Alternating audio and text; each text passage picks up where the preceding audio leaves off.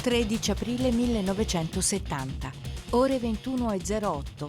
L'astronauta Jack Swigert, membro dell'equipaggio dell'Apollo 13, avvisa il quartier generale della NASA. C'è stata un'esplosione a bordo e la navicella sta perdendo rapidamente ossigeno. Inizia così per l'equipaggio e per l'America intera l'odissea del difficile rientro sulla Terra che avverrà 4 giorni dopo.